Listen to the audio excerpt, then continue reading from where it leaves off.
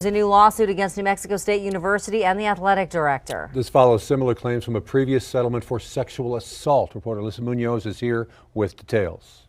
Former basketball player Kyle Fee and two other members of the former Aggie teams are not only suing NMSU and AD Mocha, but three other former players for sexual assault and trauma they claim they went through.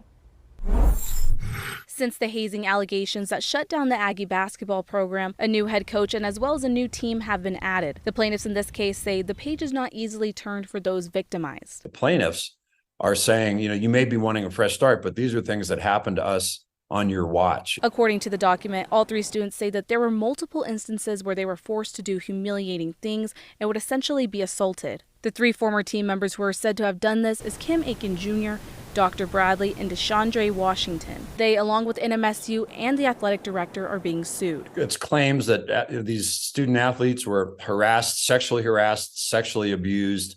They had guns pointed at them. And it just tells a tale of a basketball program and a university that was totally out of control. The lawsuit also says that even though NMSU has a no-gun policy, guns were always in the locker rooms and around campus. The document says even after multiple reports of guns, including a report by a football player, nothing was done to prohibit guns even after the shooting of a student from UNM. This is just one more installment in this really tragic and horrible story of a university, New Mexico State, that was out of control, that the administrators couldn't control the coaching staff, and the coaching staff couldn't or wouldn't control the players, and they were exercising no supervision and no maturity at all. And so it looks like the university again is going to have to wind up paying millions of dollars.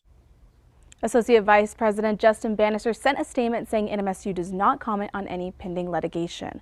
Reporting in studio, Alyssa Munoz, KOAT Action 7 News. The lawsuit names NMSU Board of Regents, the athletic director, former head coach Greg Heiar, former assistant coach Dominique Taylor, and three former players.